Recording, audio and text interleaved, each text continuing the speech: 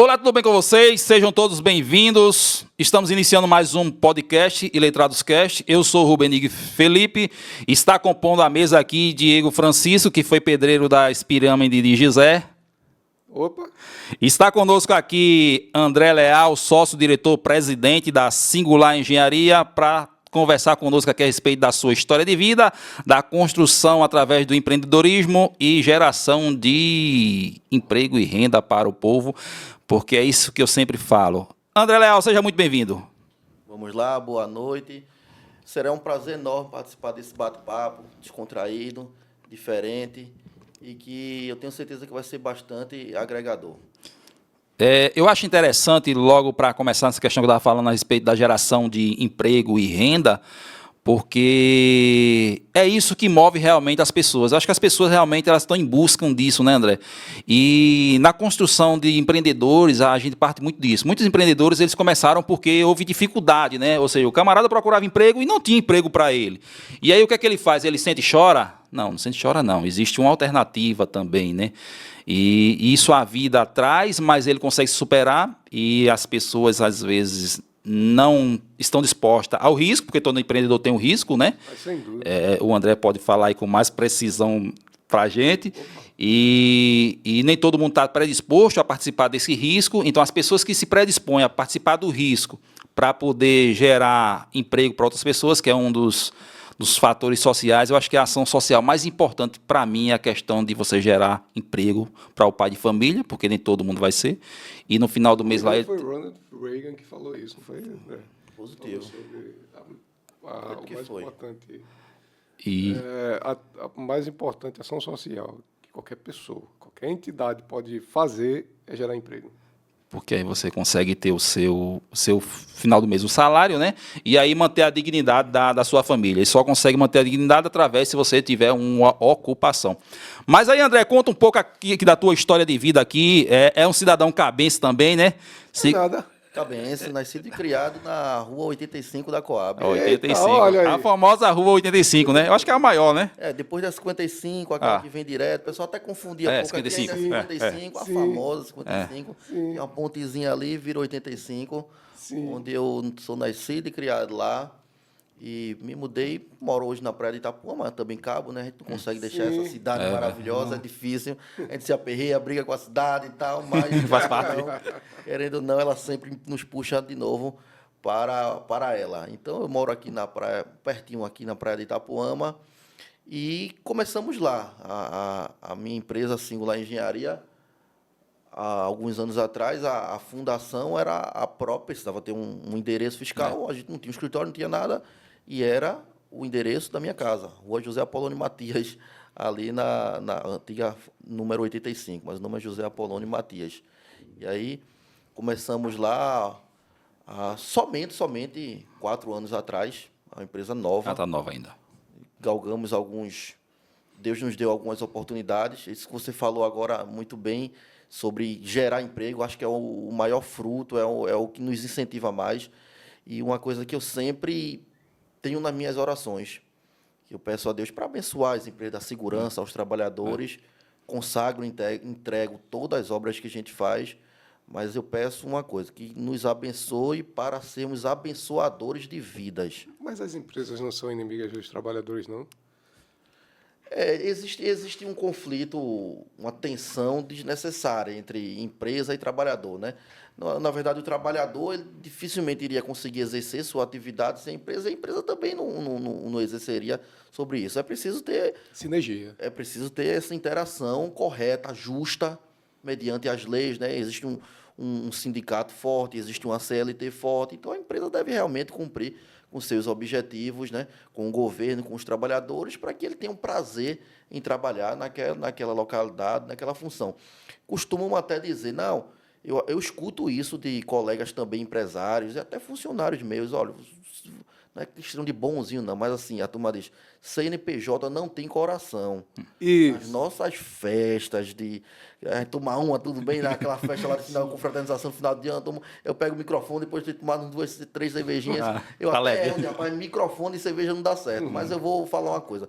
Dizem que CNPJ não tem coração, mas a nossa empresa, a Singular, tem coração, porque eu também vim de baixo. Minha carteira, a primeira assinatura que eu tive na carteira foi de contínuo. Então, até mostro aos trabalhadores quando vêm, não, porque você não sabe o que é isso. Não, não é isso que você está pensando, não. Há 4 anos atrás, eu estava pedindo emprego também. Tudo vem de uma demanda de mercado e portas abertas que eu creio que Deus nos dá e nos coloca em determinados caminhos, né? Hoje eu sou empresário, mas também sou professor. Eu comecei a ensinar porque eu estava desempregado, não me formei professor. Eu não tinha aquela didática, se formou professor, tem pedagogia, tem didática, não. Era uma pessoa, um engenheiro civil, tinha uma especialização, do nada surgiu aqui uma oportunidade de um colega que trabalha na faculdade, disse, ó, está gerando uma vaga lá, precisa ter especialização. Foi até curioso, eu sou uma pessoa tímida, e já começando por aí, e aí eu fui para dar aula, para fazer uma banca de apresentação da disciplina. Mandaram até no celular uma mensagem de texto. Eu mandei o currículo, e aí eu tinha, na época, um celular e tal, não pegava muito bem a tela dele, estava um pouco quebrada, eu não enxergava direito, também não ligava muito para o celular.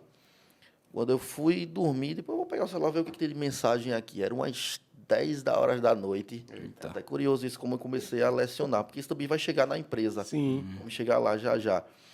E aí eu estava desempregado, estava até frustrado, triste com a situação. E quem não trabalhado fica, né? swap, né? Aquele negócio todo, aquele boom da construção civil.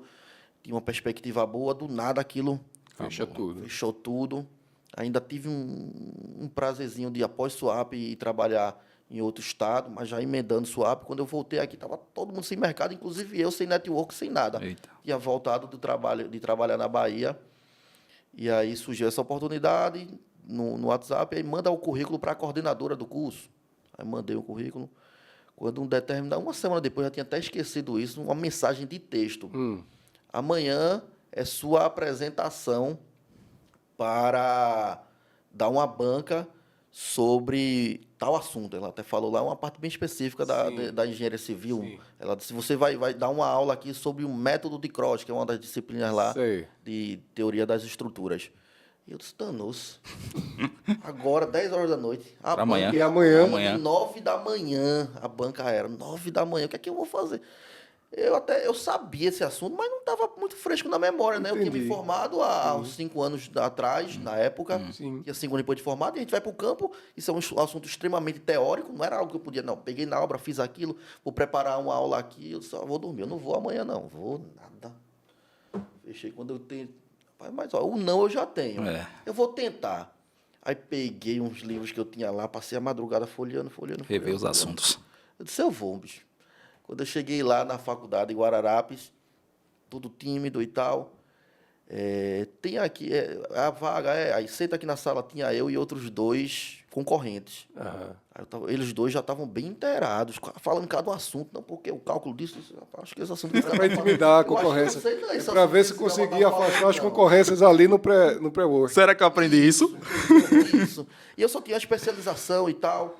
Aí, na época... A gente lá conversando, aí chegou a coordenadora, chegou uns 2 professores para assistir a banca, né? Aí perguntou cada um, sou André, eu sou especialista. Sou especialista nisso. Só era isso. O outro tinha mestrado e o outro estava doutorando. Eu já tinha mestrado também, mas estava já no doutorado. Eu era o mais fraco daqueles. Rapaz, eu já não queria vir. E agora? Tem 2 acabados enrolados aqui e tal, da área mesmo. Mas tudo bem, aí me chamaram até para apresentar, fizeram um sorteio lá, eu fui o último dos trilhos. Até isso para eu não ir embora cedo. Eu queria ir embora. Aí fiquei lá fora esperando, conversando até com outro cara.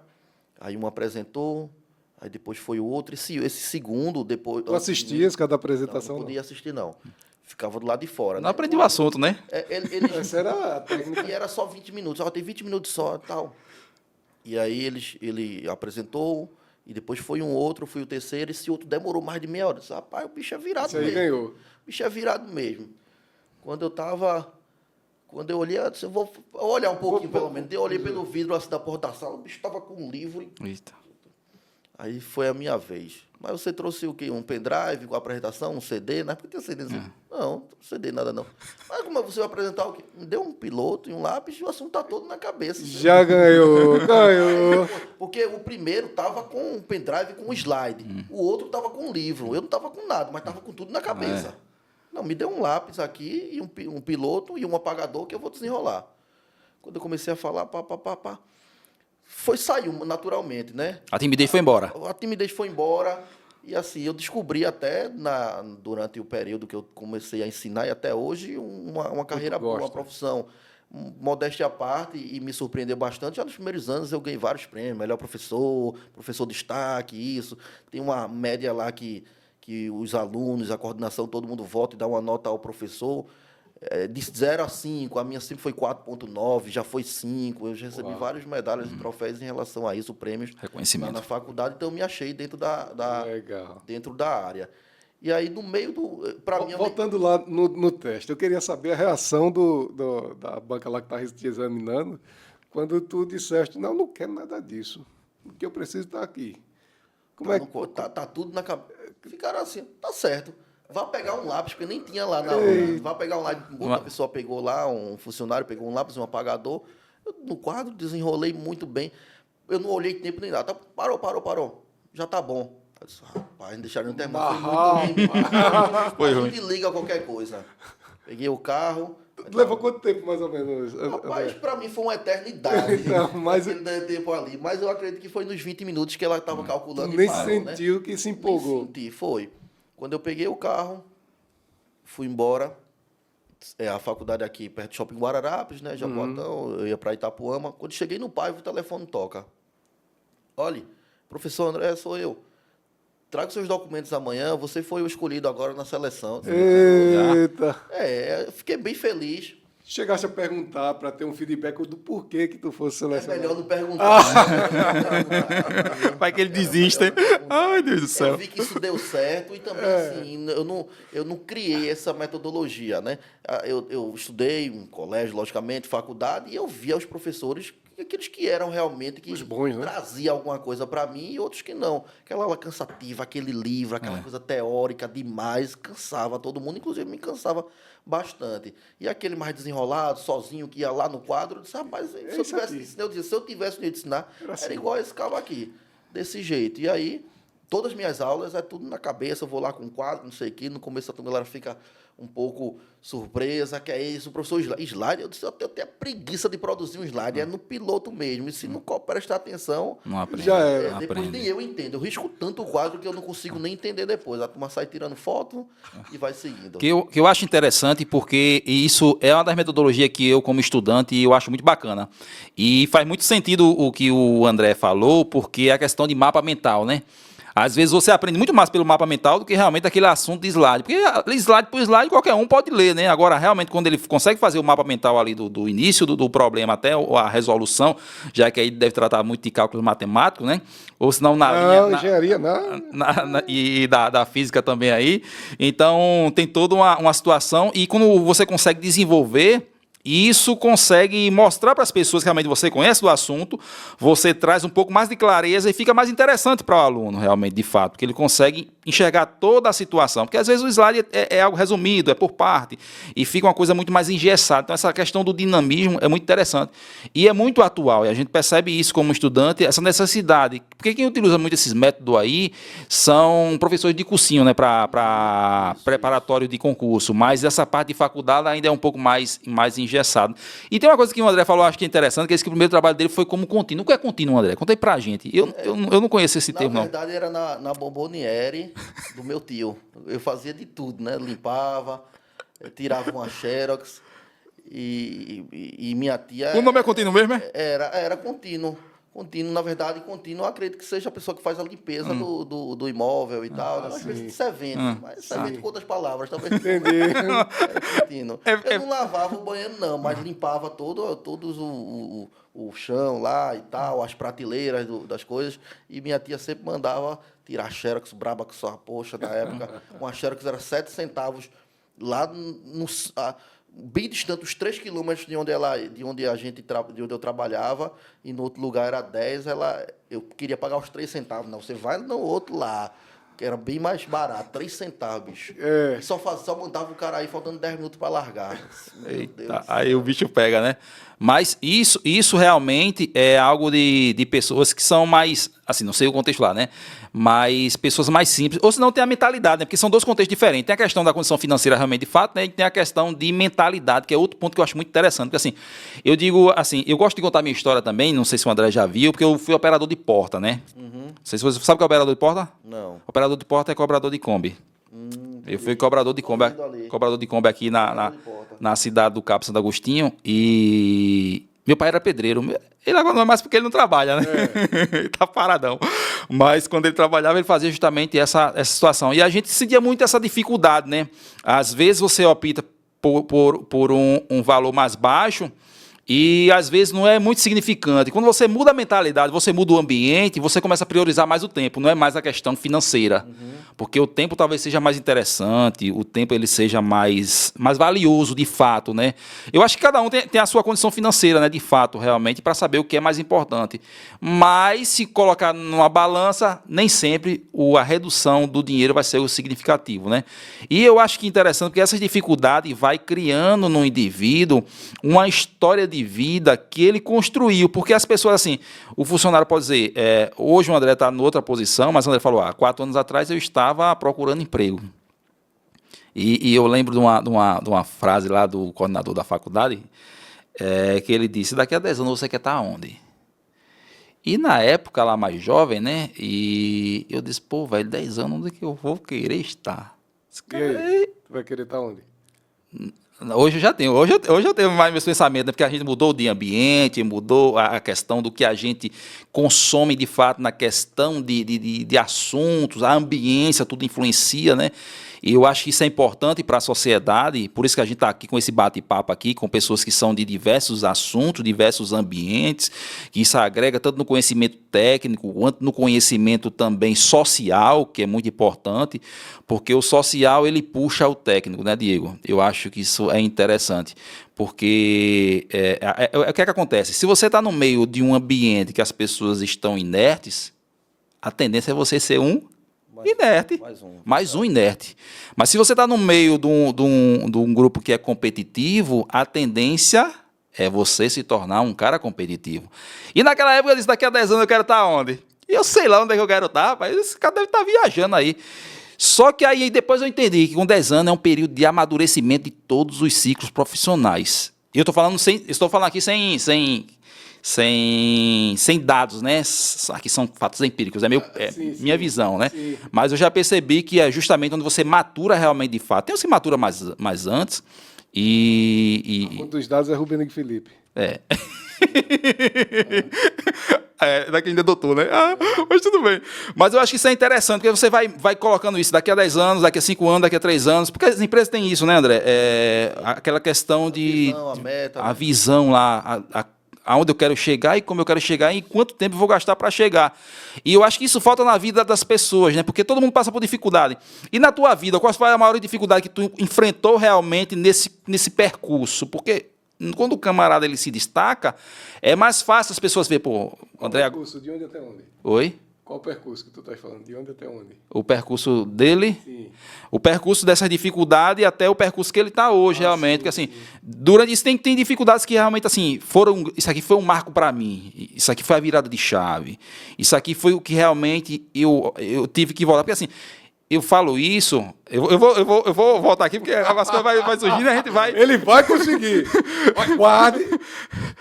Pega aquele chá... Aquela Guaraná, E viva um pouquinho, ele né? vai chegar lá. Segura aí. Que vai sair a pergunta e a fala. Vai, segura aí. E a fala do André, né? Porque, assim, eu lembro que eu era profissional e fiz ser estagiário. E aí as pessoas, pô, você deixou de ser um profissional para ser estagiário e ganhar, acho que menos de um terço lá do que eu ganhava.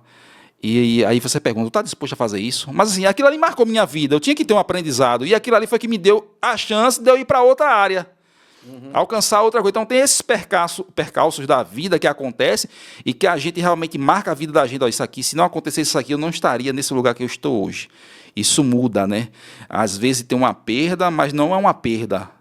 Eu acho que é uma pausa temporária, né? Para a gente realmente ganhar mais força. Então, conta aí alguma coisa na tua trajetória que você, pô, isso aqui marcou minha vida e me fez com que realmente eu saísse desse ponto para outro ponto.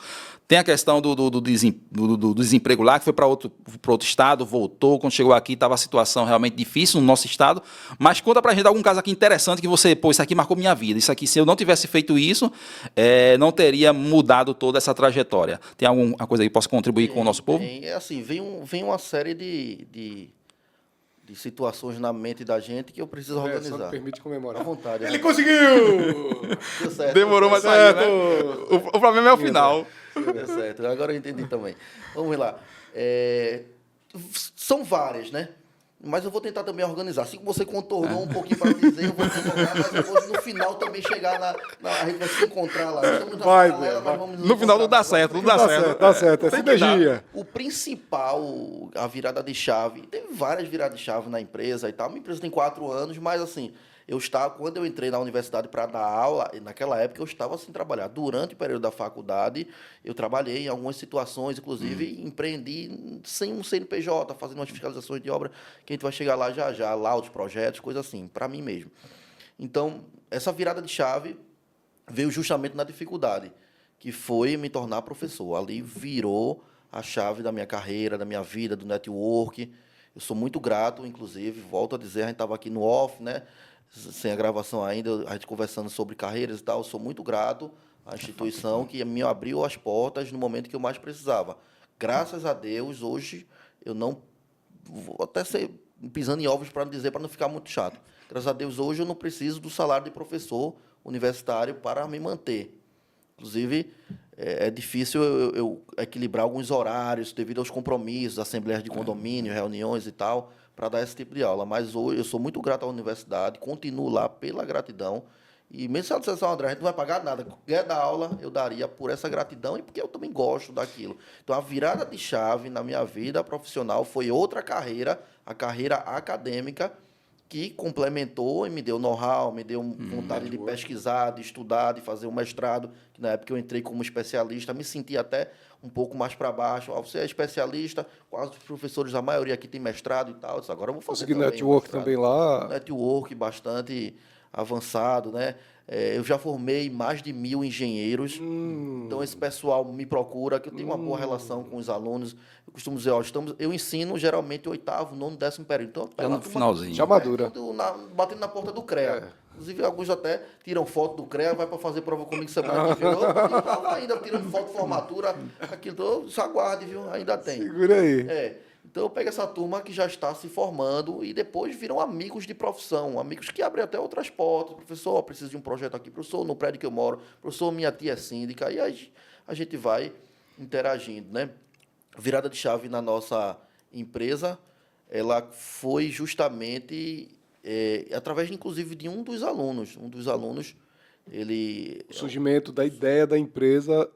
O surgimento da ideia da empresa, porque assim, quando eu estava dando aula, eu já queria empreender. E aí eu tinha uma microempresa, que era o próprio meu nome, André Leal Engenharia. Eu até, inclusive, é o meu arroba no Instagram, André Leal Engenharia. Eu abri um mêsinho só para emitir algumas notas, onde eu dava aula à noite e fazia durante um dia laudos e projetos. O condomínio está com problema ali e tal. E esses laudos, todos, pelo menos os primeiros, vieram de indicações dos próprios alunos. Entendi. Rapaz, essa professora está dando aula de estruturas, eu estou vendo um problema de estrutura ali. Indicava, ligava, foi seu aluno, foi fulano, um prédio que ele mora. Então, eu fazia esses laudos e projetos para os condomínios e algumas indústrias. Entendi.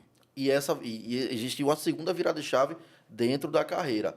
Eu fazendo fiscalização de obras, já dentro dos condomínios, via as empresas executando serviços de maneira horrível. Precária. Assim, querendo enganar o cliente, entendeu? Eram empresas que eu cobrava a execução da obra ao engenheiro, o engenheiro cobrava ao funcionário, o funcionário na cara do engenheiro, na frente do fiscal, que era eu, dizia, mas como se vocês não me pagaram nem passagem?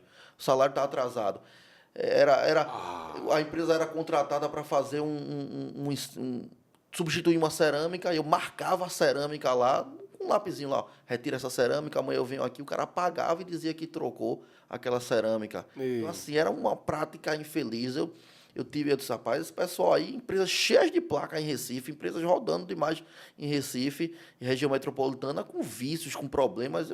Eu vinha com todo o know-how técnico e teórico também. A norma diz isso, eu ensino isso daqui. O que é que custa seguir?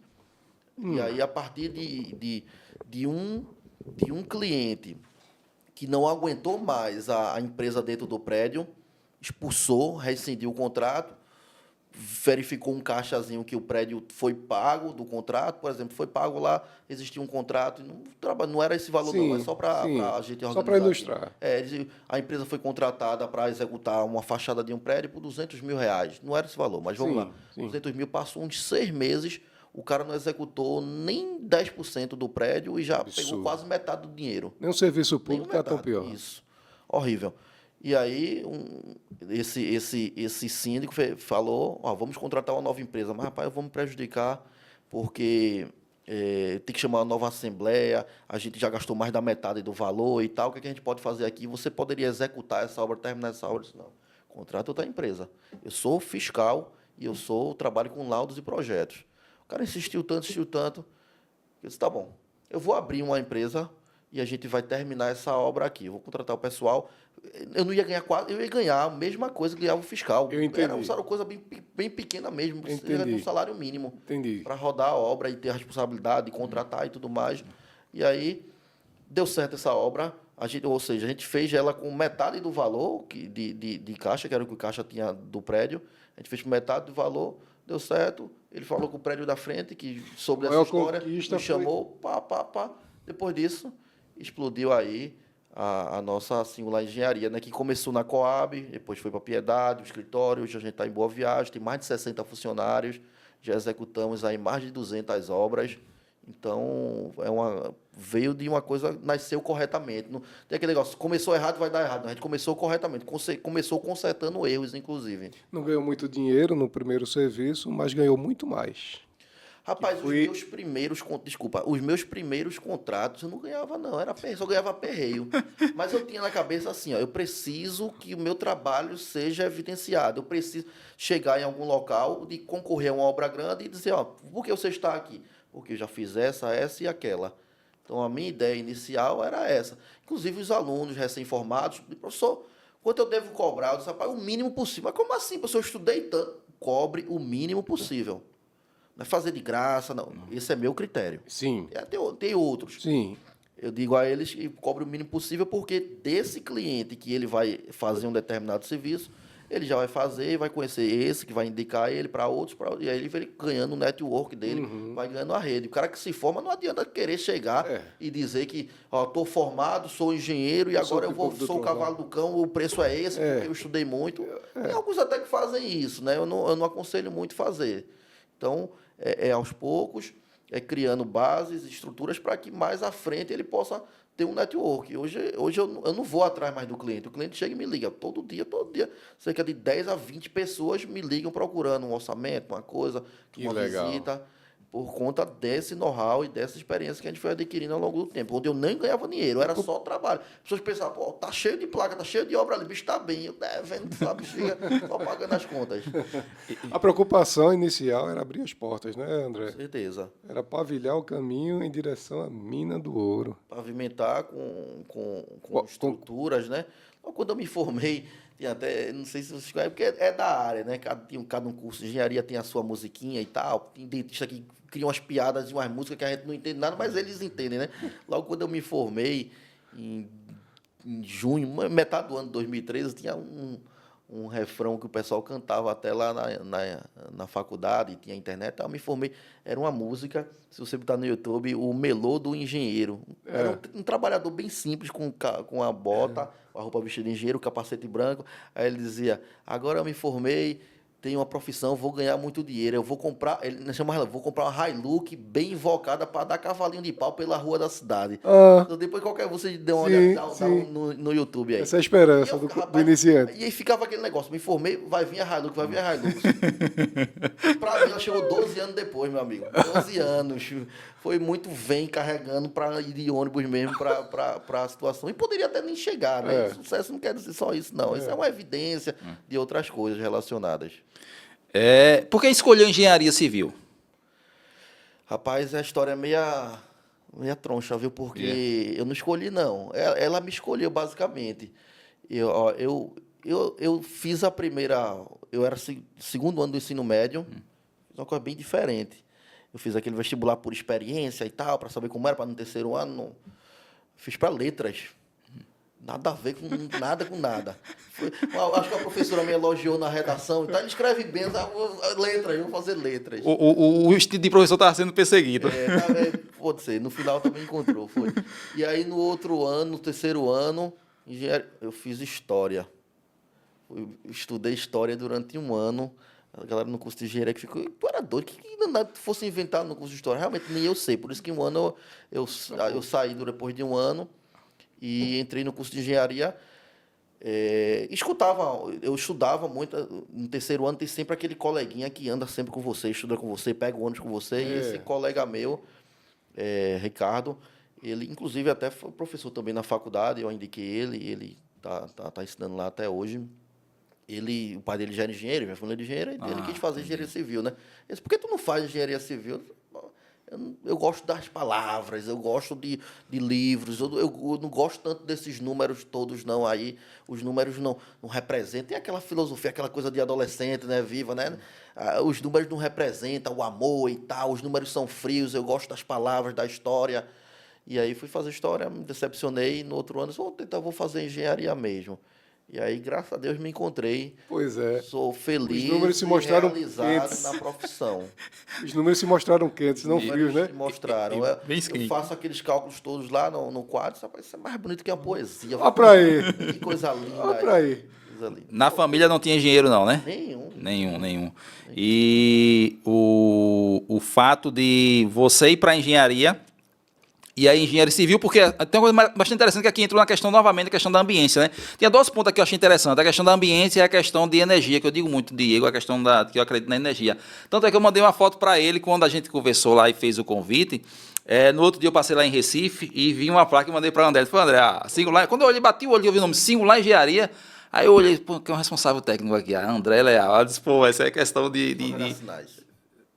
Haverá sinais. Haverá sinais, foi. É a questão de energia, né? E nessa questão da ambientação, porque assim, você vê, ele falou para a gente, por isso que serve também para você, nesse contexto, a ambientação, o ambiente que você participa, com quem você escuta. Porque assim, o André falou, não tinha ninguém da família que era engenheiro, mas ao colar com um colega lá de aula, que aí influenciou diretamente para algo que foi interessante, que hoje o André ele é grato por ter construído a empresa dele e ter essa construção de vida através disso, né? Lógico que aí o companheiro dele já tinha a questão de ter alguém da família, né? Mas a ambientação fez com que ele moldasse para que realmente ele seguisse aquele caminho, né?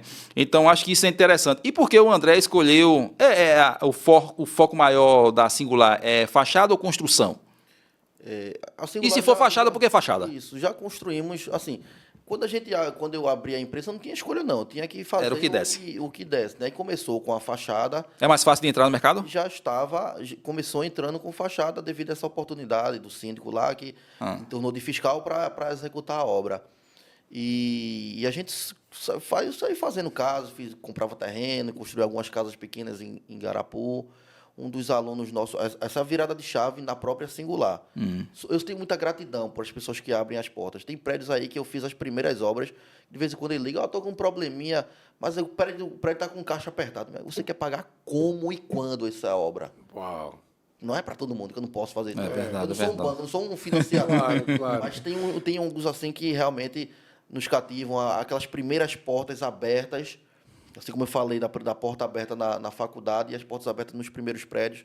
Inclusive, eu converso com alguns síndicos em relação a isso, eu tenho essa gratidão.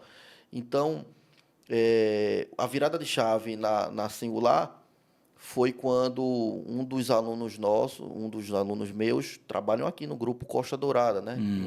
Empreendimento ali. Que tem um empreendimento lá, conhecido aqui no Cabo, que é o próprio shopping, né? E tem aquele setor lá de Igarapu, Assis, aquele grupo lá, o posto, O posto agora. o hotel. Então, só para você ter uma ideia, né? Sobre, inclusive, aquela questão que eu digo para os alunos recém-formados, cobre o mínimo possível, deixe ele lhe conhecer. Começamos um dos alunos meus, disse, professor, eu sou gerente aqui no Shopping Costa Dourada, a gente está com vazamento, minando água de baixo para cima e tal, que é da tubulação de incêndio que estava enterrado. E sua empresa faz? Faço. Nem sabia nem para onde ir, mas faço. Vou quebrar lá e achar o cano, né? Conversei com quem trabalhava na área e tal. Cobrei um valor irrisório mesmo, inclusive tive até prejuízo.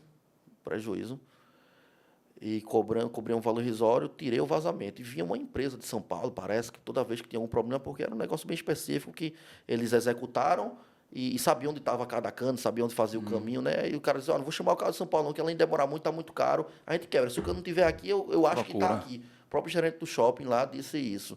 Eu disse, eu faço. Era de noite, só podia entrar quando o shopping terminasse. O valor que eu cobrei a ele foi um valor tão baixo que não pagou nem a mão de obra, mas eu honrei com os compromissos, com o pessoal, consertamos o vazamento. Na verdade, o primeiro vazamento a gente consertou, mas quando a gente fechou um, abriu outro no canto. Abriu outro. Aí o cara me cobrou 3 vezes mais, o profissional que eu tinha contratado. Sim. Aí eu tomei prejuízo aí, porque se fosse só um, ele dava para tirar um trocado. Sim. Mas assim, ninguém ia viver em Dubai com consertar um vazamento, né? Mas aí eu honrei com o compromisso e o cara, e aí, aquele outro vazamento? Então, não cobrei nem aditivos para isso, porque poderia chegar, ele ia entender, ó, aparecendo para consertar esse. A gente fechou, a pressão foi tanta que abriu outro. E aí eu honrei com os compromissos de uma coisa simples. Não preciso falar de valores, mas uma obra foi X, e depois desse X executado, por incrível que pareça, eles pegaram... gostaram da forma de trabalhar e tal, nos deram outras oportunidades, que para esse grupo eu já executei mais de 200 vezes o valor que eu cobrei do vazamento. Inicial. Então foi interessante. O valor inicial. Nos deram as oportunidades, virou a chave. Ó, você faz impermeabilização? Faço. Impermeabilização de todo o shopping. Fizemos a impermeabilização de todo o shopping, uma empresa recém-aberta, com 3, 4 funcionários. Deu confiança. Os primeiros foram para impermeabilizar todo o shopping. Mas o shopping foi impermeabilizado, deu tudo certo. Tinha 36 pontos de vazamento. Hoje não tem nenhum vazamento no shopping. A gente dava o shopping, era cheio de balda, hoje não tem. E agora? O dono do shopping tem um terreno. Vai construir um posto lá. Topa. Não sabia nem para onde ia construir um posto. Projeto, estudar e tal. Montei uma equipe muito boa. Gente capacitada, mestre de obra, encarregado. Contratamos, inclusive, também engenheiros dispostos para isso. Um vazamento, impermeabilizou o shopping, ficou fazendo obra dentro do shopping, construiu um posto.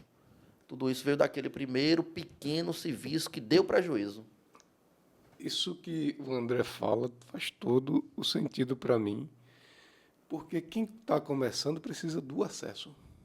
É verdade. E como é que se vai acessar as pessoas sem que você não tenha o que oferecer? Nem construir o know-how ainda para apresentar. Olha, esse daqui é o meu repertório. O que é que o cara tem para oferecer?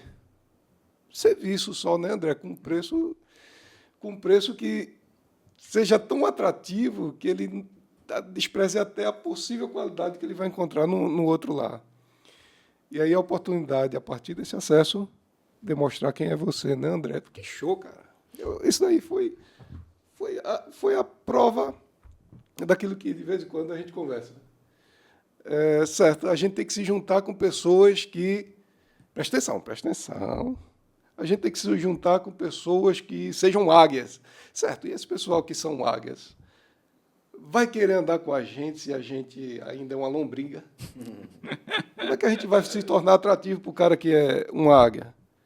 Talvez se tornando aquilo que o André falou, se tornando acessível. Tem que ter alguma coisa que atrai esse pessoal. E depois que você tem acesso a essa águia, você se transforma numa águia também, feito André. Não é isso, André? O caminho...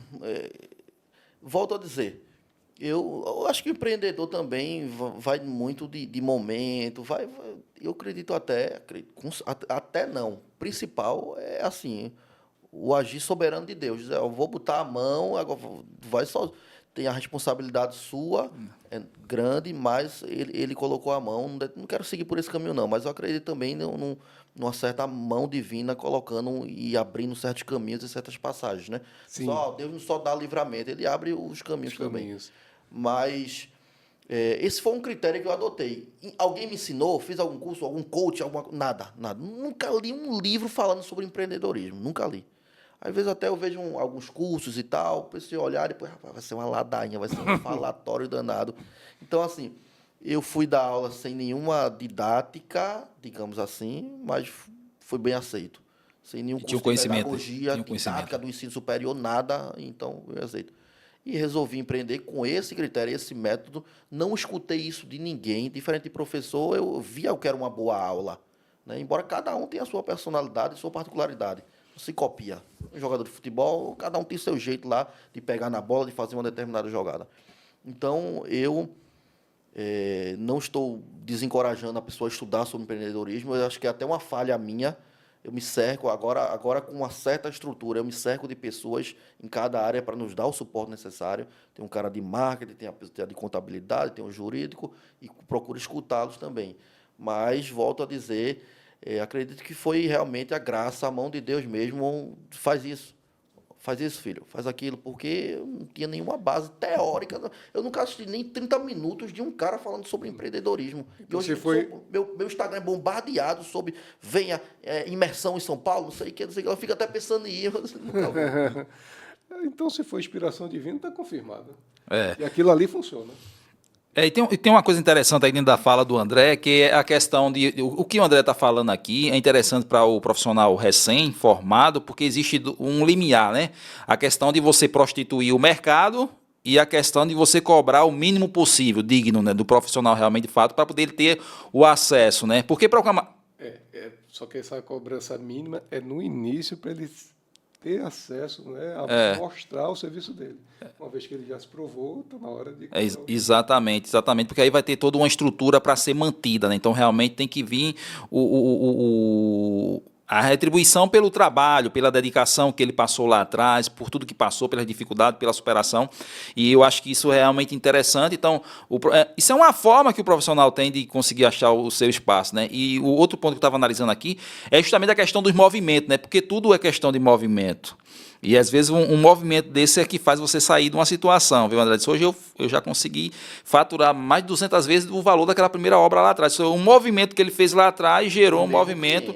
E aí a gente vai vendo, né, realmente, de fato, construiu o posto Costa Dourada, a qual a gente visita ele também, e... Oi? A gente visita ele. E aí eu não sabia que o André tinha participado na obra daquela estrutura ali, que é uma estrutura grande ali, que teve a questão de retirada bastante terra, né, para poder fazer aquele espaço ali,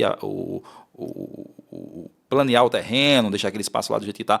Então você vê que realmente, mas para que chegasse a esse ponto, de realmente pegar uma obra com uma grandiosidade muito maior, você tem que fazer aquilo, o básico primeiro, né? Se capacitar, se qualificar, tentar ganhar o seu espaço de uma forma digna, com um valor que seja compatível, né?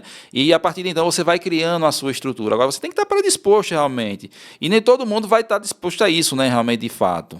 Ou seja, o camarada, se você sabe trabalhar com impermeabilização, teve a questão lá também da encanação, né? Eu nunca fiz isso, mas eu estou disposto a fazer, porque assim, eu tenho um mínimo conhecimento, né, André? Porque o profissional, eu vou sair da faculdade de engenheiro, tu vai sair com um diploma de engenheiro, talvez tu não saia um engenheiro, né, de fato, realmente.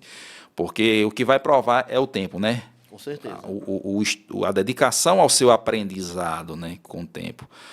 Tem uns que conseguem até diploma, mas, na verdade, o engenheiro, de fato, ele não é. Que eu acho que é um ponto muito interessante, que é a questão... Teve uma época aqui no Brasil que a gente teve muita queda de pontes, viadutos, e isso está atrelado a uma qualificação de profissionais, André?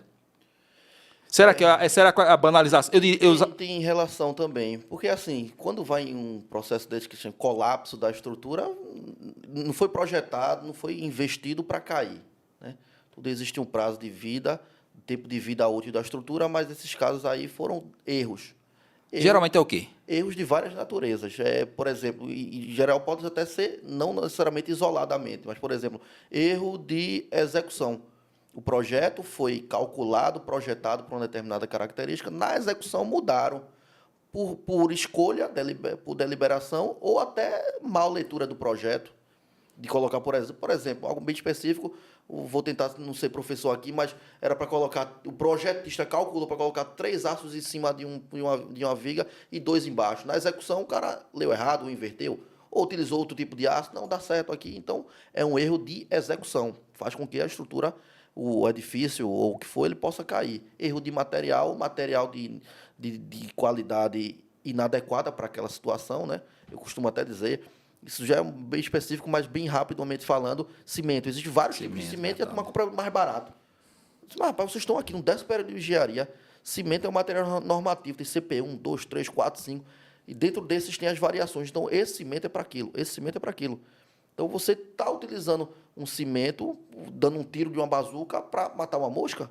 O mesmo cimento, eu digo para os meus alunos, o mesmo cimento que você vai concretar um pilar que está lá no 30º andar de um pavimento, sustentando o prédio, você vai utilizar para rebocar, colar o tijolinho do seu tijolo, da sua parede, só está fazendo cola ali.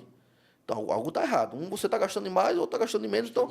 Então, a turma está errando no material.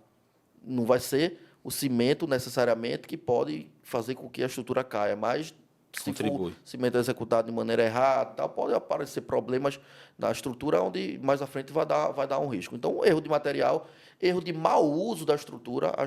Ontem eu fui num prédio que a varanda da mulher, ela é professora também, existiam várias estantes como essa, recheada de livros. A varanda dela era uma biblioteca. A minha biblioteca é que não. Você está usando a estrutura de maneira errada, mau uso da estrutura. Ela foi projetada para ser uma varanda, você botar aí sua cadeira, sua mesa e sentar aqui. Não é essa carga, esse peso todinho. Então, é um mau uso da estrutura, né? Então, tem material, execução, projeto, calculou errado.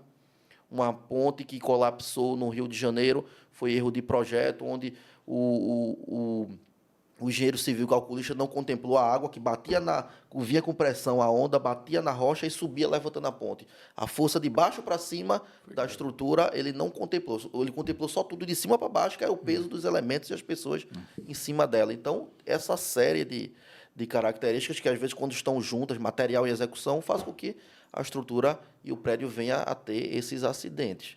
Então, tem que projetar, tem que calcular, né? Engenharia. Você fica doente, procura um médico. Estou com dor de dente, vou no dentista. Problema jurídico, um advogado. Quer construir, não quer chamar nenhum engenheiro. Fica difícil, né? Uma consulta, não é levar um engenheiro para dentro de casa. Uma consulta, um projeto, uma fiscalização de obra, até uma casinha que você vai construir ali. Eu comprei um terreno em Garapô, construí uma casa. Não vai pagar o honorário do engenheiro, que vai encarecer necessariamente. Quanto é a tua visita aqui uma vez na semana? Quanto é a tua visita na parte principal, que é para a fundação do prédio, que é para a estrutura dele, nos revestimentos, nas pinturas e tal? Libera o engenheiro. Né? É chato, pode executar errado, mas não compromete a saúde e a integridade do imóvel. André, eu acho que faltava informação para o povo. Porque a gente pensa que, se for para chamar engenheiro, é para pagar uma fortuna.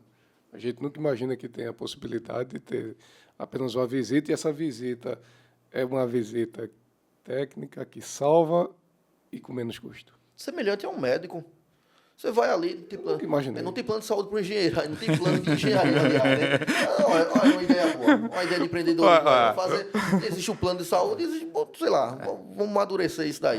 Isso até nisso, Caramba! Mas assim... E olha que eu também... Paga uma mensalidadezinha aí e aí fica... Cortar vai ficar restrita. Você faz uma consulta com o médico, né? Rapaz, estou com um problema na vista, eu vou lá no oftalmologista e tal.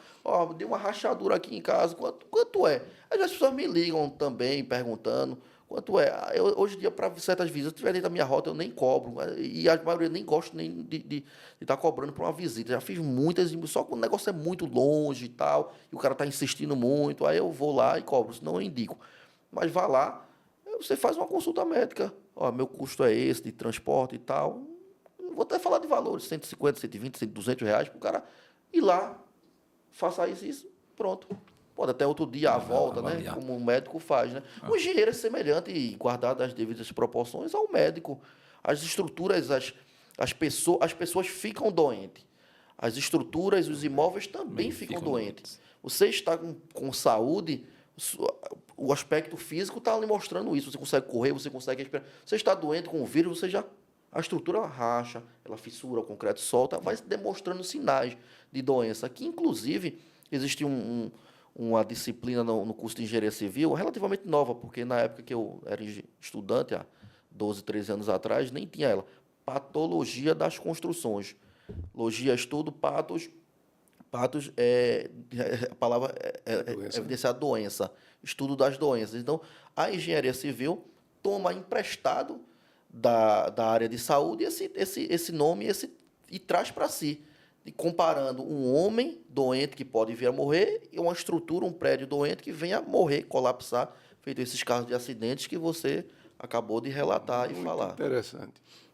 E dentro dessa coisa, porque assim, a maioria das pessoas comuns... À toa que ele é professor. É verdade. E porque ele é tímido. Pois E o que é que acontece? Automático, eu sou tão tímido, rapaz. Os alunos que pegam liberdade comigo dizem que as primeiras aulas eu dava olhando para baixo. Eita. Acho que hoje eu já levanto a cabeça. Procurando um assunto, ai Deus do céu. Mas aí tem interessante que as pessoas, até uma época dessas atrás, eu não sabia a diferença de argamassa. Porque cimento também é argamassa, não é? É uma mistura. É a mistura, né? Aí o que é que acontece? Eu não sabia que existia a CP1 e a CP2. Assim, meu pai era pedreiro, mas eu não me inteirava com o assunto, né? Para mim era tudo igual. Aí uma vez foi que o pessoal da armazém é para dentro ou é para fora. Aí foi quando eu descobri que havia o argamassa CP2, né? Que é para resistência aí à questão do sol e chuva, aquela mudança de dilatação, né? Que eu acho que é o princípio, né? Se tiver errado, me corrija. Porque muita coisa que eu falo pelo que eu observo, né? Então... Molhada. Tem vários produtos específicos para isso. E no cimento, o cimento que o armazém vende geralmente é um cimento só, né? Para esse cimento de esses armazém de bairro, né? Isso. Eles vendem mais aquele cimento chamado CP2. Aí tem o CP2 com um Zzinho, que é uma adição de um material chamado pozolana. CP2F, que é uma adição de um produto chamado filler. CP2F, Z e E, escória, restos de produtos da siderurgia. Então, cada um tem suas características. Mas esse cimento aí, assim, é bonzinho para quase tudo. Por isso que se vende mais. É mais genérico, né? Para as pequenas e médias construções, atende. A gente está falando isso de uma maneira bem direta. Para as pequenas e médias construções, não se aperreie muito, não. Uma casa normal, laje, estrutura, ele atende normalmente. A estrutura de um edifício, uma fundação de um prédio e tal, aí você tem que ter uma diferença na análise do cimento adequado para aquela situação. É isso que eu estou falando, né? Quando você vai plantar lá o seu jarrinho lá, do pezinho de café, de pimenta, você não pode chamar um agrônomo, não um profissional da área. Mas tentando até essas comparações dele são muito didáticas. E tem uns... Tem que fazer a comparação aí. Porque só tem leigo aqui, né? E letrado, leigo não. Mas tem que letrado. Usar o nome, letrado. Viu? Só tem letrado aqui. Aí ele vem com para clarear. Essas luzes didáticas que faz a gente entender realmente o porquê da fala dele. Uma fala que ele está tentando não ser técnico, tem conseguido. Mas que é coroado com essas lampejos de quero ver não entender agora. Eu vou logo pro extremo. Exato. Eu vou logo pro extremo. E teve um caso até recente aqui acho que não sei se foi Recife. Eu não sei porque a banca aprovou os seus cidadãos. Tá vendo? Tem que ter, né? Aí teve aqui até coisa, desculpa, tem aquelas frasezinhas mesmo que tem na internet. Um dia desse até eu ouvi. Uma coisa é importante, isso eu sou professor, pelo amor de Deus. Eu sou professor e valorizo a educação. Tudo que eu conquistei tenho na vida. Pela educação. Não teve não tem outro caminho. Bicho, pau, ímpar, nada. Então, vem da educação. Mas tem uma frase bem interessante. Uma coisa é ter o currículo, lá está dizendo, uma coisa é ter o mestrado, o doutorado. Outra é ter as manhas. Uma coisa não anula a outra, né? Exato. Mas quem tem as manhas é diferente. Eu digo que o diploma, para certas pessoas, ele é o potencializador. O mestrado aí, o doutorado, eles são um potencializador, porque realmente o desenvolvimento está no indivíduo, né? E aí você percebe por alguns casos aí, pelas evidências do que a gente vê no mercado em geral, né? Porque o mercado ele julga, a mão invisível do mercado ele sai julgando quem atende e quem não atende. Não é o teu diploma lá, não é o teu papel não. Tem pessoas que podem ter 10 diplomas de mestrado, doutorado, que ele não vai sair do lugar em canto nenhum. Mas tem pessoas que, às vezes, só com a capacitação mínima, que é, digamos, um nível superior aí, mínima assim, entre aspas, né? Mas que ele vai conseguir desenvolver as suas habilidades realmente, de fato, né, para fazer. Teve até um caso recente, eu ia falar também sobre questão de Splinker, né? Que aí eu acho que deve ser obrigatório, Splinker, é obrigatório para construções. Splinker é uns equipamentos que você coloca em cima no teto para que se houver algum... Combate a incêndio, mas depende muito da indústria, qual o KNAI dela, o que está operacionando. Para prédios isso não se usa, né? Residenciais basicamente não, né? Só questão de industrial. Então, mas é algo importante para ter em certos ambientes. E teve até um caso recente aí, André, que foi aqui, eu acho que foi em Piedade, não foi que o prédio parece que implodiu de baixo, o chão, ele estourou, não sei se você lembra, foi Piedade, foi assim, mas estava fazendo uns 2 meses essa questão. E aí a gente fica com essa questão se realmente o problema de certas construções dessas, porque tem a questão do problema no Pernambuco do prédio caixão, né? O Pernambuco, ele é campeão aí, eu acho que é campeão, né? Ótima pauta, vamos entrar nisso. De prédio caixão. Por que a gente ainda faz prédio? Hoje já não faz mais não, prédio caixão não, né? Faz ainda? Faz. Pelo amor de Deus. Agora a técnica mudou. É seguro? Mudou. Veja só, o problema... Ele respirou. Eu senti o problema uma respiração para falar. A minha empresa, hoje a gente só executa obras, mas desde quando... E eu comecei com laudos e projetos e fiz muitas análises de prédio caixão. Hoje em dia eu até faço obras para prédio caixão. Depois que caiu, acho um ano, 2 meses por aí, lá no Janga, colapsou um condomínio de prédio caixão, né? Eu tenho sido bastante requisitado meu nome para fazer as análises. Ontem eu frequentei hoje também eu fui em outro. O problema principal desse tipo de edificação é a fundação dele, onde o pessoal colocava, principalmente nas técnicas de materiais dos anos 80, 90, por aí, até antes disso, colocava na base, na fundação dele, tijolo comum mesmo, tijolo de vedação, esse tijolo cerâmico, que é a sua parede da sua casa. Então, esse tipo de material, esse tijolo, é uma alvenaria de vedação. Vedação é só fechar mesmo. Esse tijolo não está fazendo a função de estrutura dessa edificação. Tem casas até que tem ausência de pilares por um erro construtivo. Aí está uma vedação servindo como estrutura, mas está errado, E os problemas vão aparecer, a durabilidade também. Então, esse tijolo ele é feito para vedar, para fechar. É dizer, aqui é um quarto, aqui é uma sala, é mudar os ambientes. Isso é para arquitetura, não é para estrutura. As pessoas colocavam ele dobrado, escavava, colocava ele dobrado e subia, enterrava e subia com as paredes. Então, é um material inadequado para aquela situação de técnica construtiva para a fundação, que deveria ser em concreto armado, ou uns pilares com a sapata isolada, vigas, baldrames e tal. Também não vou querer ser muito específico, mas assim, é um material inadequado para aquilo. E aí, se você escavar, a maioria tem esse problema. 99% dos prédios caixões tem isso. E por que está em pé alguns ainda com isso? Quando eu faço as análises, eu disse, rapaz, inclusive até Defesa Civil, eu fui contratado para fazer um laudo, mandei abrir a fundação, aí o cara da Defesa Civil disse, não, mas eu quero que você retire o tijolo e faça um ensaio nele para saber a resistência do tijolo. Eu disse, meu amigo, veja só, qual é o melhor resultado de um tijolo desse? Vamos supor que ele seja o melhor tijolo do mundo. Está errado de estar ali. Então, assim, eu já estou onerando o meu cliente de levar isso para o laboratório, que é importante, deve-se fazer e tal. É uma técnica de investigação, de cortar o elemento. Olha, parecido com a medicina, biópsia. Cortar o elemento, levar para o laboratório, comprimir e ver a resistência dele. Então, eu só não vou nem fazer isso, porque vai onerar o meu orçamento com o cliente para um tijolo que não deveria nem estar ali. E aí, para não interditar alguns prédios e tal, a gente faz um processo de reforço e tal. Quando o lençol freático não é alto, reboque, impermeabiliza, para pelo menos proteger ele de estar lá sendo mais agressivo, que ele não tem muita durabilidade. Então, o problema dos edifícios caixão é, em geral, a sua fundação. Fundação de tijolo. Tu falaste, André, sobre a colocação de cada elemento no seu lugar, cada qual no seu quadrado. Tijolo é para fechamento, né? Revestimento. Existe tijolo estrutural, alvenaria estrutural, que já é em concreto, em argamassa, bem diferenciado, aqueles blocos cimentícios. Sim. E aí, curiosamente, estávamos numa palestra e um mestre de obras, ele fez um curso em edificações e estava empolgado para comentar com a gente sobre os assuntos dele e ele fez uma pergunta para a gente que nós respondemos unânimes. Ele disse, para que serve a coluna numa estrutura? Todos dissemos, para sustentar o peso. Ele disse, não ele utilizou empolgado com que estava com os termos técnicos que ele estava aprendendo, ele disse, é para transmitir carga. Eu pensei comigo, André, não é a mesma coisa não. Ele se empolgou na técnica, né? Muitas vezes não precisa também isso tudo, né? O pilar, ou coluna, como quiser chamar, não existe essa palavra técnica de dizer e desmerecer o profissional que chamou um ou outro, todos os dois estão corretos, inclusive pela academia. Muito bem, esse André. Guardadas as devidas proporções, semelhante à nossa coluna vertebral, ela realmente nos mantém em pé. Aí quando ele vem falar que ele transmite carga, ela transmite e recebe também. Vamos lá.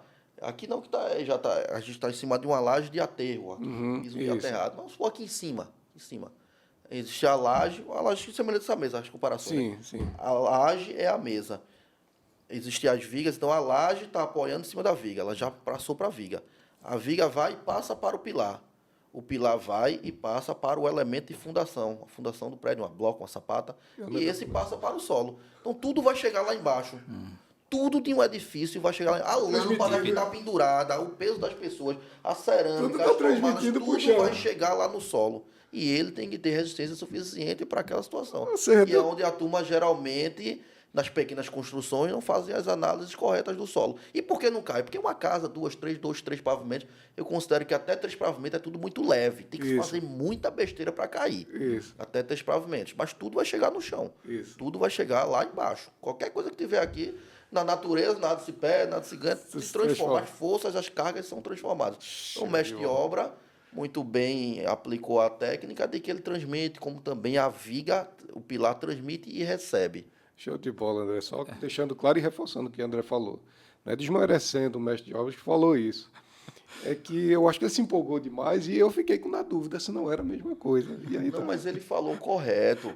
Inclusive, assim, esse pessoal, mestre de obras, pedreiros, eu tenho muita gratidão e aprendo bastante com eles, entendeu? Na ponta. Você até falou agora há pouco sobre a questão de ter de currículo e tal. Eu frequentei bem a academia e, assim, eu conversei com pessoas que têm doutorado. É um pires de informação, só sabe aquilo mesmo. Fez uma especialização, fez um mestrado sobre tijolo, doutorado sobre tijolo, o cara só sabe de tijolo, ele sabe, o resto da vida o cara não sabe de nada. Manda ele fabricar. Aí eu chego na obra, converso com o encarregado, com o mestre sabe de obra, tudo. Tem ideia para tudo. Ideia para tudo. As caras da ponta. Tô nem caracterizando de maneira pessoal, assim, de ser de profissional mesmo. O cara que está ajudando lá. Existem casos e casos. Já conversei com doutores que só sabe o que é aquilo que ele estudou a vida toda, e você vai conversar com o pedreiro, pela política, esportes, conversa com o pedreiro, conversa com esse pessoal, conversei com vários que dá show no doutor. O cara conhece. Gostei da tua ética. O Roberto tá aí. Por que ele está conquistando o mercado? Vai, quer falar? Porque essa deixa que eu dei, parece um prato cheio para os qualificados desmerecerem os menores. Mas ele demonstrou todo o respeito que ele poderia ter pelo profissional, dizendo que o que ele falou está correto, que realmente a parte técnica, o nome técnico para segurar, para aguentar o peso é a transmissão de carga. E ele falou isso, foi tão diplomático por respeito ao profissional, que isso demonstra a ética que ele tem no trabalho. Então, você que está em busca de um serviço de engenharia, em tudo que você pensar, singular.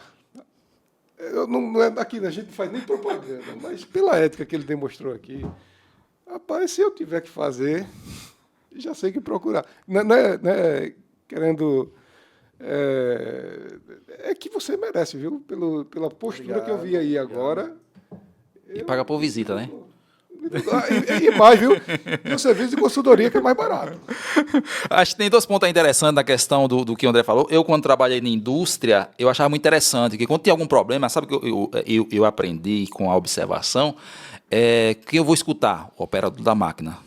O operador da máquina, ele conhece mais da máquina do que eu, que sou um profissional na época de de elétrica e automação, eu posso conhecer de algumas técnicas, mas o camarada é que vai ter realmente o feeling da coisa, o que está acontecendo com o equipamento dele. Então, acho muito na questão dessa valorização do profissional de baixo, que o Diego também aqui frisou, né? Porque são as pessoas de ponta, são a base realmente que sustenta. O que é que sustenta toda a estrutura? A base, pô.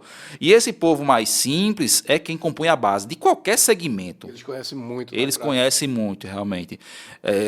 Assim, tem a questão de não ter realmente galgado um patamar maior na questão da hierarquia lá, tal, mas é as pessoas que conhecem de fato, tá tendo muito mais contato com a matéria, digamos assim. É interessante. E outro ponto, na questão de fechamento, eu acho muito interessante, porque na questão de casas eu não tinha percebido, e com algumas obras de prédios eu percebi, que na questão que ele falou que a parede só serve para fechamento, e também falou na questão do prédio caixão da estrutura. Ou seja, aqui em casa a gente fez uma parede que a gente utilizou um aterro, fez um aterro e botou a parede em cima. Foi o que ela fez. Quando fizeram a rua, ela trincou na horizontal. Trincou mesmo. Aí, ou seja, é uma parede que não está ligada por pilares e embaixo dela também não tinha coluna. Ela foi feita de um aterro e não foi um aterro bem sedimentado, compactado. Né? E ela trincou a parte quase toda dela na horizontal, tal, e fez até um rachão até acentuado, tal. E eu disse, isso aqui é porque foi... Aí eu fiquei imaginando, por que trincou? E o André falou agora, é o que acontece justamente com o colapso do prédio caixão, basicamente, essa questão de estrutura, né? E no fechamento de parede, se você observar os prédios, talvez você não tenha percebido isso, as pessoas fazem a estrutura e depois faz a parede. Isso. E no final da parede eles colocam uma camada que eu acho que é de isopor, né, André? Entre o final do último tijolo e o... É argamassa. É argamassa também, né? Isso. Aonde? Entre o último tijolo e a cinta. Eles chamam de encunhamento. Encunhamento, né? A finalização da elevação da parede, não vai dar mais um tijolo, e você vem com a argamassa flexível ali para vedar. A gente de casa não. Casa a gente vai fazendo os tijolos, depois que dá a altura do tijolo, a gente mete a cinta, né? Chama de cinta, não sei se é cinta mesmo, em cima, né? E quando dá um balança, automaticamente ele já trinca a parede, né? Nesse caso, se tiver aquela cunha, né? A possibilidade de dilatação acho que é menor. Né? Amortece, né? Você vê muito isso em prédio, questão de prédio, que eles puxam a estrutura e no final do último tijolo é que deixa uma brechinha lá e fecha com outra coisa. Interessante. E é interessante. E aí você vê que são formas diferentes que deveriam ser feitas nas casas. Eu acho que reduziria bastante a questão de rachadura de algumas casas, né, André? Porque a movimentação sólida ia ter a folga, né? Essas estruturas, os edifícios e tal, ele evidencia os problemas. Dificilmente vai assim, ó, teve um problema, colapsou, quebrou e já teve esse acidente. Ele vai demonstrando, isso que você falou, a fissura, uma rachadura. Então, ele já está demonstrando sinais de, opa, chamou a atenção. Está chorando. Opa, o médico, exame, remédio, qual é a intervenção que eu vou fazer aí para depois, se não atuar com a manutenção corretiva, eles virem a um processo de um colapso, um acidente grave, né? Estruturas de concreto armado, estruturas metálicas, elas, em geral, elas colapsam e caem assim de maneira imediata. Foi o caso que aconteceu, eu até participei de alguns programas de TV, no caso da igreja de Nossa Senhora lá da Conceição. Caiu o teto. Caiu o teto, colapsou, né, de maneira brusca, imediata. Não foi assim, ó, começou a rachar, escutou um barulhozinho, não. Foi instantâneo, colapsou por ser uma estrutura metálica que tem essa particularidade de romper imediatamente. O concreto, as paredes, as alvenarias, eles costumam evidenciar para você, eles chamar a atenção para você ter tempo de atuação. Tem que negligenciar muito. Para uma casa cair, tem que fazer muita besteira, porque é tudo muito leve. O PD tem que ser mínimo. Depois de fazer, ele vai mostrar o problema. Aí você vai negligenciar também. Aí está merecendo também. Aí o negócio na cabeça, né? Pelo amor de Deus. E tem outro ponto interessante também que acho que atende muito, porque assim, a gente fala muito de experiência que a gente vive, porque assim, a gente convive, que é outro ponto. Algumas casas antigas, ela começa a fofar o reboco. Eu não sei se era por utilização do saibro. Que era saibro, antigamente estava muito saibro, né? Não sei se é utilizado aí na construção civil, ou se aquilo era recomendado ou que a turma fazia para ser barato. Acho que era o que pode tinha, ter né? várias coisas relacionadas a isso. Colocar o material, o reboco na parede, a parede sem uma liga suficiente, uma relação de água com o cimento e até com o saibro nas proporções corretas. Você executar com a parede suja, com impurezas, isso não vai aderir bem o material novo com o substrato, que é a própria parede. Então, tem que ser visto cada caso. É utilizado o saibro ainda hoje, não? O mercado utiliza. Bem menos, Bem né? A tecnologia tem várias argamassas industrializadas que faz o papel. fazem maravilhas e milagres de durabilidade. E tem outro ponto também, que até minha tia uma vez falou, a questão da impermeabilização, né, que as pessoas geralmente não fazem. E com o tempo ela começa a fofar, porque o solo ele é a Isso. base, né, e tem uma técnica aí que faz com que ele limite, né, porque não passe a frieza, não sei se é frieza, né, eu falo do que eu sei, da frieza da cinta para cima, é só uma cinta ou tem algum produto, ou tem alguma coisa que tem que ser colocada ali, Eu uma encontro camada? bastante lá, outro visitando uma edificação, e tal, no interior, tal, as pequenas casas, o pessoal, tá minando água aqui da parede, o que que eu faço? Rapaz, agora tudo que você for fazer vai ser assim, durabilidade baixa. Você pode tirar o revestimento, aplicar uma argamassa chamada argamassa polimérica, que é uma argamassa impermeabilizante, cria-se uma barreira, mas com o tempo ela vai tender a voltar, porque a água veio e um lençol freático alto penetrou nos poros da fundação, mesmo ela sendo uma cinta de concreto, e a água vem por capilaridade, sobe e aflora nas paredes. Mais ou menos a altura de até 1 metro, mas tem que ser muita água para estar isso, né? Geralmente 50, 60 centímetros, a água fica aflorando lá. Então tinha que ter impermeabilizado a base, na execução da obra. Algo que custa cerca de 0,5% da obra, e você negligencia, depois vem aí o problema. Essa é a impermeabilização, né? Se cortar a parede e fizer tipo uma camada de isolamento, também não resolve, né? A durabilidade é muito baixa disso. É baixa. Tudo paliativo. A questão de sustentabilidade e práticas ecológicas que a gente tem dentro do mercado aí de construção, tem alguma coisa que possa ser evidenciado para as pessoas, dentro da própria Singular também, que usa alguma coisa do tipo?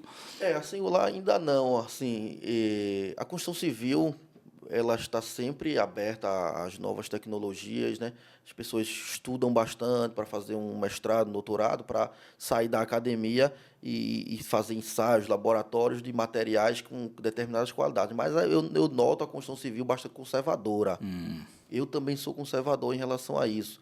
Eu vou para as feiras, fui para uma feira lá em São Paulo, onde o cara estava substituindo o aço, o vergalhão, por uma fibra de vidro. Tem outros que até de material semelhante a um plástico. Eu digo, rapaz, não, mas foi testado no seu laboratório. O tempo, foi testado durante anos, você aplicou há 10 anos atrás, a gente está olhando aqui hoje, então a gente ainda fica um pouco receoso em relação a isso. Então você tem tecnologias para tudo, né? O cimento é um material bastante agressivo, o concreto agride muito a natureza na sua execução, no seu uso. Então, existem materiais que fazem uma substituiçãozinha de proporções em benefício do meio ambiente, mas que o setor da construção civil ainda vê com mais cautela, né? De você substituir uma areia por fibra de vidro. Tá lidando com vidas, né? Então... Isso.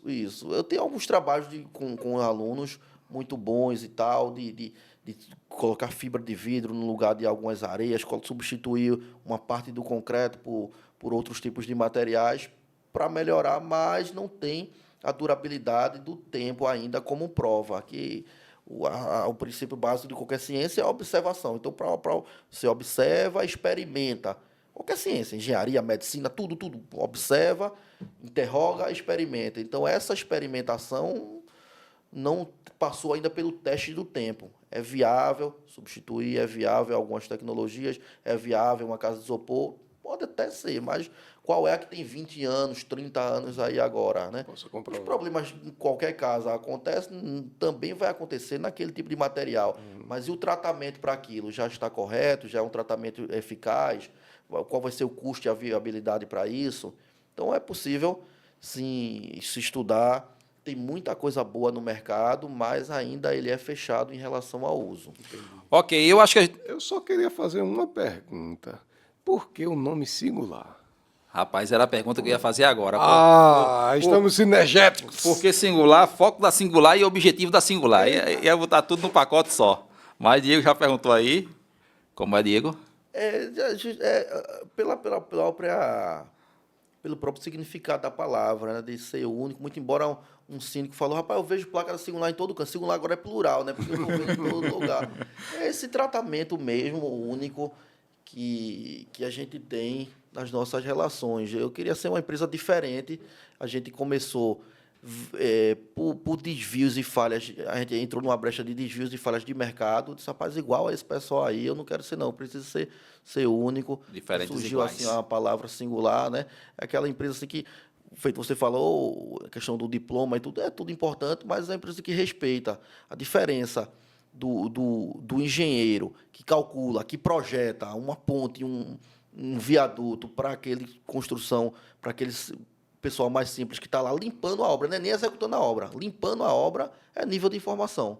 O engenheiro tem um nível de informação maior. O outro que está lá embaixo não tem um nível de informação daquela natureza. Mas os dois são tão importantes para aquele movimento. São importantíssimos. Não, já pensou uma obra sem um cara para fazer a limpeza? O engenheiro ia fazer? Não ia. Se fizesse, ia fazer até mal feito. Então, todos são importantes, né? Todos têm direito a seu lugar ao sol, e é isso que a nossa empresa ela prima, de ser única. Eu costumo falar para os meus funcionários lá, e técnicos, engenheiros que trabalham comigo, olha, está insatisfeito, tem algum problema? Nas empresas que a gente vê por aí, porta da casa é serventia, né? Pode abrir a porta, tá satisfeito, vai embora. A minha é o contrário. A porta da minha sala está aberta. Vem cá, sente aqui. Qual foi o seu problema, jovenzinho? Pequeno gafanhoto. Pequeno gafanhoto. Qual foi o seu problema? Qual é o problema? Vamos falar aqui, vamos tentar como é que eu posso resolver. É salário, rapaz, tomara que não seja, mas se for, a gente resolve. E tem sido dessa forma, né? Com coração mesmo, CNPJ não tem coração, mas o CPF criador daquilo e as pessoas que estão ali são CPFs, precisa ser único, precisa ser singular. É até perigoso, né? Porque senão amanhã chega a turma lá, ô, seu André, só tava falando lá e eu vinha aqui. Brincadeira essa parte. Mas eu acho que isso é interessante. Tem alguma recomendação para o pessoal que quer seguir nessa carreira, André? Realmente, aí, para dar um fechamento, fazer seus agradecimentos aí. A questão de prédio caixão ainda tem. O André falou que é importante ter a fundação, então é seguro o prédio caixão hoje com outra modalidade de estrutura de materiais, né? Mas eu quero que enfatize essa questão de incentivar as pessoas que querem seguir nessa área, né? O que eles precisam realmente mais tem evidência, né? Nessa área de... A dica que eu dou, eu que comecei perdido, comecei num curso de história, fui bater em engenharia, né? Deveria até me policiar em relação a essas dicas. Mas, assim,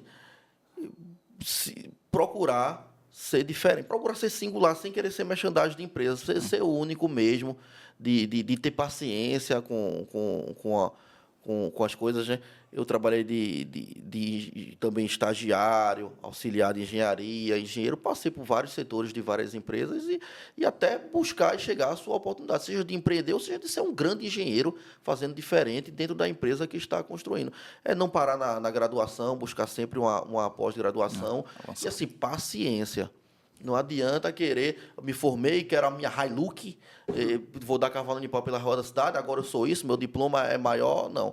Cada centímetro quadrado de diploma foi constituído com suor e deve ser valorizado. Agora, deve ser valorizado e ter tempo para a evidência disso na prática. É aquilo que a gente falou até no início. Não crescer os olhos de início, criar mercado, buscar contatos, para depois não precisar estar atrás mais de ninguém. Tornar atrativo para as oportunidades. Cuidar bem da sua árvore para depois vir as borboletas, como se falam, no seu jardim. Show! Ok. Obrigado, ok? Valeu. André, muito obrigado por ter vindo aqui conversar conosco, um bate-papo. André, ele é sócio-presidente, diretor da Singular Engenharia na área de construção aí e também de reformas. Veio aqui bater um papo com a gente. Eu quero agradecer a você que ficou conosco até esse momento, seja dia, seja tarde ou seja noite. O meu muito obrigado. Mas eu não vou esquecer do momento do ofertório, não. Como é que você pode contribuir com a gente? Curtindo e compartilhando para que outras pessoas tenham acesso à informação que pode tirar a sua dúvida. Isso é importante. Até mais. Boa noite. Fique com Deus. Tchau, tchau. Tchau, amigo.